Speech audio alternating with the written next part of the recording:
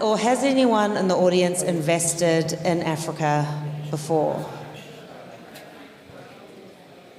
Okay, 3, 4. All right, a number of people, which actually is probably about 10%, so that's higher than I thought. But what I'd like to do before we kick off is maybe if we just briefly introduce ourselves. And Mojo, I also want you to give the meaning of your name, because I think that's relevant here. My name is Mojiolaoluwa Salisu. I'm from Nigeria. And the meaning of my name, Mojiolaoluwa, is enjoying the word of God. It was a given name given to me by my grandmom. I'm an orphan, so I lost my both parents when I was 3 years old. So my grandma was looking like, okay, what name am I going to name this kid? He has no parent. So it gave me Mojiolaoluwa, means enjoying the word of God. So since then, I think I've been enjoying the word of God. And I'm so happy to be here with you guys. You guys look very amazing, and I've connected with several people. And I'm here to learn from you guys, and also to introduce the new Africa to you guys. Not about the one you saw on the TV, or it's the new Africa, because there's a young entrepreneur like me growing from Africa, trying to come to this new world and show you guys that we are ready to take responsibility. We are ready to take Africa back and build Africa and do business with several people like you. You understand? So I'm the new voice of the new CEO from Africa. And I'm here to stay here and to do business with a lot of you guys. Excellent. Chris, follow on from that. Excellent.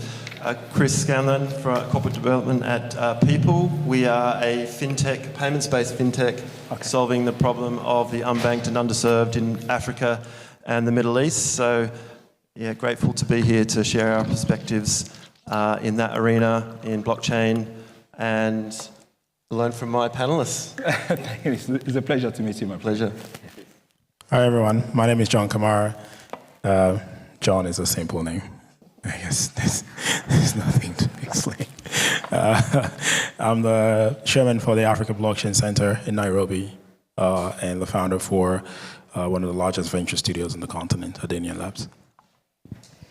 Fabulous. So maybe we've been discussing a little bit over the last couple of days about what's been going on in the traditional asset space, traditional banking industry, and how that's been affecting digital assets. Just quickly before we jump into some of the real-world use cases, have you seen a similar thing play out in Africa? Like, I know the traditional finance system hasn't been as affected there, maybe. Do you want me to start, John, or you want to start? Yeah, for me, I believe the traditional banking is dying, and we all know that.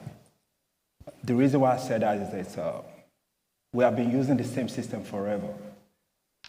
But God has given us a new idea for us to know that DeFi is the new banking, especially for Africa.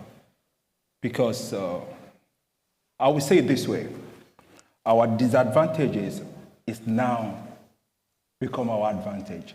In Africa, we don't have access to traditional banking due to lack of infrastructures, due to corruption. But now, the new age is here for blockchain. So we, Africa, we want to use that advantage to restructure our own. So I believe it's not going to be easy. It's not easy for us to move. But I think that's the aspect, my company, Real and Davis Group, that's the aspect we are looking into. We are building the first layer 1 blockchain for Africa. Because when you look out there, Africa don't really have one blockchain system that can call, this is our own blockchain system, that do this for us, that do this for us, that do this for us. So, and we are having this, one problem that we are facing in Africa right now is a cross-border payment, which affects us in several ways. Trading, how we do business with each other within the city, and also Africa, we don't trade with each other because we are paying high bank charges. so many, or we want to do business with people in Europe, or we can't be able to put our market, our product there because of what? The banking problem. So we believe DeFi is the new future of banking system. It's the right time now for the old traditional banking to be able to synchronize with the DeFi so we can be able to work together. So that's what we are looking up to, and that's what we are building. We are building a new banking system for Africa. And actually that follows on, oh, sorry, did you want to add to that, John? Yeah, I think the problems that's happened in the real world has had a massive effect on the digital asset finance space in the continent, because you do know that most Africans who participate in virtual assets, it's really off platforms that had not controlled. So a lot of Africans use stable tokens. They've used all these type of currencies from Luna, ADA, FTX, all these platforms. So the impact has been felt massively, with a lot of losses by a lot of African evangelists, people who participated in the virtual asset space. So it's definitely real. There's no way we can be insulated from the problem. And I think as you go on, you'd really see the direct correlation between RealFi and DeFi, because it's really hard to separate. I think as we learn more about the structures and the framework of what a DeFi ecosystem would look like, then we would realize that there is a strong play for RealFi in a DeFi ecosystem, especially in emerging markets, with very unstructured value sets around how you reclass new asset values from traditional banking. So it's had a massive effect on quite a lot of people, but it's not going to stop because of some of the problems that it actually solves in terms of the digital asset finance itself. Yeah, and there's been a lot of talk today about financial inclusion, and we heard from Mona on the panel before talking about how much of the world is still unbanked, and obviously Africa is unfortunately an example of this. How can blockchain and use cases of it unlock some of that financial freedom, or help to encourage financial freedom in Africa? Maybe we start with you, Chris. The incumbent banking system is just not going to solve the problem. And if you put that into perspective, comparing it to developed markets, fintech and innovation in a lot of ways is a nice to have, but in Africa it's a must have.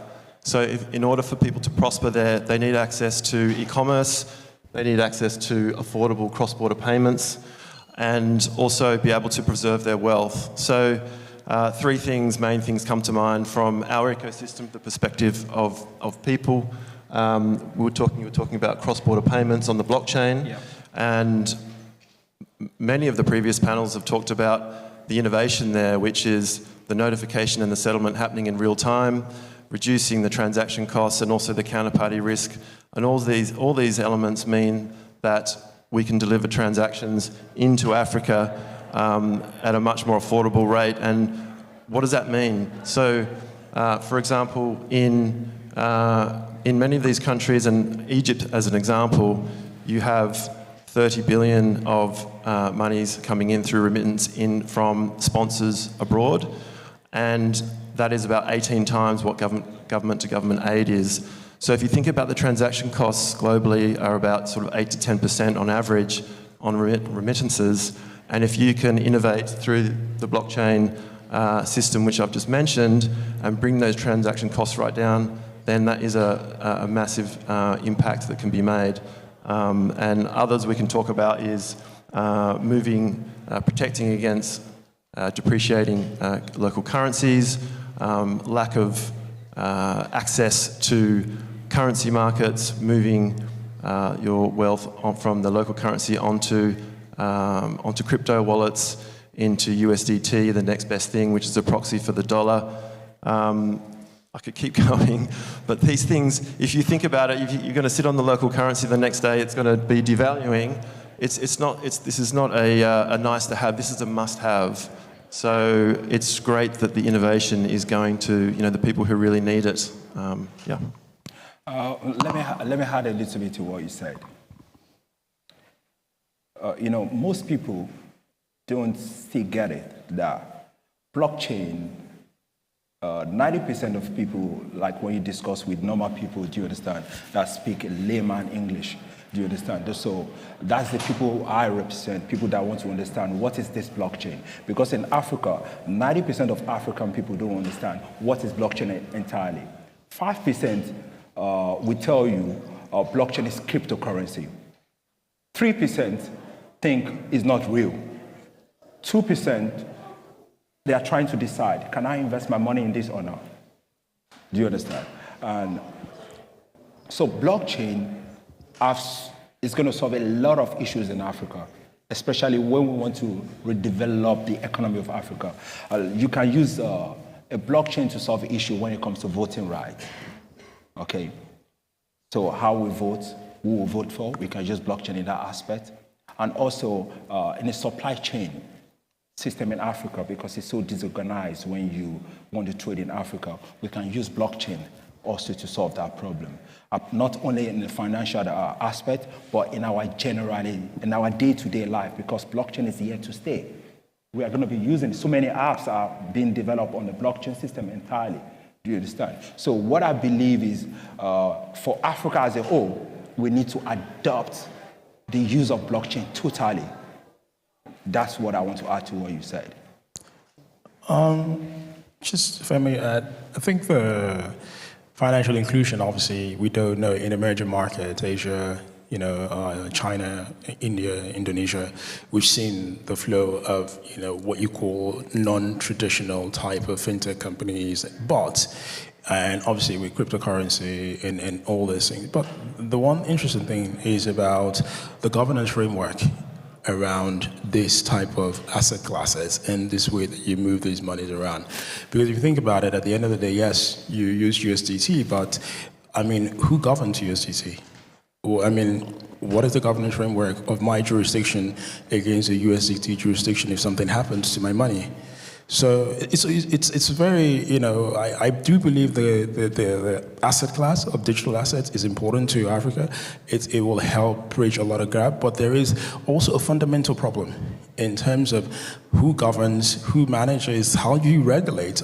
I'm not saying regulation is but it's because we've seen what just happened in the crypto market, and we see how many Africans were affected with that collapse of a lot of crypto platforms, that a lot of things were built on top of it. So if you're really going to think about the long-term sustainable value of it, we also then need to bring in our traditional institutions, which also create a certain type of protective framework. It's like, you have the cover of a protective framework that also protects people who are also high value to say, okay, well, if I put my money, as much as my currency could be depreciated, or as much as somebody could use this form of transaction. In fact, over $38 billion was transacted by Africans last year on USDT. Do we know who made that money? We have no idea. Obviously, they tell us X, Y, Z, but we don't know. So if you look at all the facts, I like facts a lot. Data and fact, they don't lie. But also the data said a lot of people who lost money, the collapse of a lot of this thing is also people in emerging markets, because who is there? So I think there has to be some form of a governance framework that allows the central banks, the real world, and this DeFi world to protect people, because ordinary citizens who want to play in this financial inclusion space, yes, it's great if you just think about real financial institution platforms that people build, yeah, but when you come to decentralized financial institution platform, who controls the decentralization? And what governs that decentralization, and what governs the recourse around that decentralized? So those are some of the things that we should also think about, extremely, because the over 900 million people who use this thing, they're not in this room. They don't know any different. Yeah, let me add to that. I think also we need to educate. We need to put all our energy to educate people how to invest in this kind of cryptocurrency. Do you understand? So they can know what they're getting themselves into. For me, I believe in education. Do you understand? Because that's the power of knowledge. So earlier on, from Africa, I grew up from Nigeria, so it's hard to grow up. So when the internet came to Africa, it's like a Christmas for us, like, oh, this internet is new. But we are not being taught how internet is being used. We learn it by ourselves. That's why you see, don't blame any Africa that you see that is doing the wrong thing, because if you are not taught from wrong to right, you can't be able to choose. That's the kind of human being we are. Do you understand? Because this has already been fixed into us, that we need to learn from people for us to be able to adapt. So internet was not being taught to Africa. It's not in our syllabus. We learn it from the cafe. Do you understand? So I believe this new world right now, we need to be able to teach our people. This is crypto. It's a digital asset. And it allows other people to have access to it. People that want to buy gold, they don't have that connection to buy gold. But right now they're sitting in the village, they can be able to buy it off any place right now. So, but I think we should put more effort on educating them what to invest in, how to invest, so they can be able to make choice based on their own self. Like, okay, I want to invest in this, I believe in this. It's interesting you say that, because the narrative that I hear as like a Westerner not living in Africa is there's so much opportunity. You hear about the demographic, it's a very young demographic, everyone's really into blockchain and cryptocurrency. But from your side, are you actually still seeing a gap there in terms of education and use? And how can we better plug that gap? Definitely. I mean, there's a lot of young people. There's a lot of facts that I don't need to tell you that you already know. It's an emerging market. 15 years ago, India went through the same transformation. If you listen to Deepak Bagla, when he talks about the last 15 years of India, you can learn a lot from that, and you can see the same thing happening in Africa. So if you decide to invest or not, it's going to happen. It's irrelevant. It's irrespective of your decision. It's already happening on its own. It's just at what price are you going to buy later on. So you might wait, quite risk averse, wait till it becomes more structured, or you get into the unstructured opportunity and you restructure it by yourself. So those things are real. I think the problem is when we think about finance in Africa, when we think about the opportunity. I grew up in Dublin, next door in Ireland. We think about a structure of how we understand the movement of money. I give you an example. One of the big traditional financial institutions in Holland had come to Africa with about $9 billion in investment for 2 years. They only were able to deploy 2% of the money. Why? Because the structure of the finance doesn't work with the local market, because the market is so unstructured in terms of a lot of different things. So the way they had brought in that structure, it wasn't that they didn't have money, but none of the price asset could fit the structure. So the default was in the fact that you came with a structured approach of how things work here, whereas you do need to go and look at the market and then recreate a structure and double back into your asset class, how this would work in that market for you to then go. So the opportunity exists, the opportunity will continue to grow, the opportunity will trade itself, and it will create an insulated environment for the right type, for the people with a lot more risk interest. But what you should do is you should study India for the past 10 years to really understand a lot of what is happening in the continent. And it's a number of different countries. It's not just one country. So there's like 54 countries, 54 different types of, value propositions, 54 different types of asset class opportunities, 54. So there's all these different things. So you have to choose your fight on day one. But critically, you cannot come with the same structure to finance in a market that is unstructured with what you're doing in this room. It won't work. And the opportunity will not look real. Yeah, local market knowledge is very important. And maybe, Chris, if you could talk about your experiences back to that, so many different countries within Africa. Where have you been focusing on, and have you been doing anything in education? Because I think your model is quite interesting, is that the person that's remitting money almost educates the person they're sending it to, because they need to learn about it before they download it. Yeah, I think the education comes from the generations in the families. Definitely the younger generations are educating the older generation on, hey, you need to look at this, you need to store your value in a much better place. But how do we educate other than that is going into the communities and just really sitting down with them, talking through our products and how these payment innovations can help them. So I think awareness is obviously important to get the word out there through digital means. Everyone's got the smartphone, and most people have a smartphone now, but it's also important, and part of our education strategy is to just have people in the communities and talking them through what's happening. And what we find is people moving money to preserve their wealth, as I said, but as we move forward, what's the next step? It's going to be, what do you do with that wealth that you've been storing,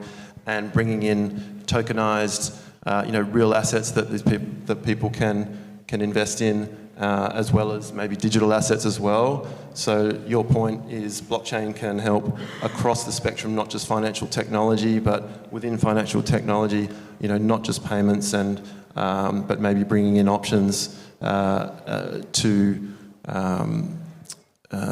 invest their wealth that they're preserving in tokenized solutions that you're talking about, rather than the traditional, I guess, distribution that we have here, for example.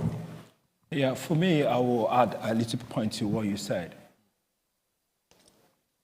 I listened to, I think her name is Chain, yeah, let me pronounce it right, said China is the future. I just want to correct that. Africa is the future. Do you understand? China is the present, but Africa is the future. So with every one of you here, you can do your studies. We are producing, in Africa, we are producing the next generation, starting from 18 to 40 in the world. And when it comes to a lot of things, Africa, do you guys know that Africa is leading when it comes to mobile payments? We are leading. And also, I will give you an example. According to Forbes, Nigeria is the most curious country in the world when it comes to cryptocurrency, because we are third after America and Russia. And this is a country that cryptocurrency is not yet fully legal. And we are 200 million people. Imagine if my company roll out the first blockchain, and we are going to be merging the old, which is the banking sector. We are going to be having 54 banking licenses in all 54 African countries, a digital banking. And also we are going to be synchronizing DeFi and the current banking together. So because while we are doing this is this, you can't just ask people to move from fiat, people in Africa that love, because capital is king in Africa. That's the problem we're facing. So we need to address our people. We can't just move them from what they are doing yesterday and wake them up tomorrow. We need to do it. We need to teach them. Do you understand? We need to educate them. So we are starting with schools. We are going to be educating them at the age of 18 from schools. The one in secondary school, the one in university, we go to their schools. We take a section how you can be able to code AI, because that's the part of the future. You should know about blockchain also. That's part of the future. We are teaching our people. That is what my company is doing. So we are solving problems in the finance, cross-border payment, and also when it comes to healthcare, we are introducing what they call treat fast. Treat fast is I will put it in layman way for you guys to understand. In Africa, we don't have access to medical good hospitals around the world. So my company is to introduce the same thing with booking.com. You can be able to book any hospital on the palms of your hands. We are bringing that to Africa.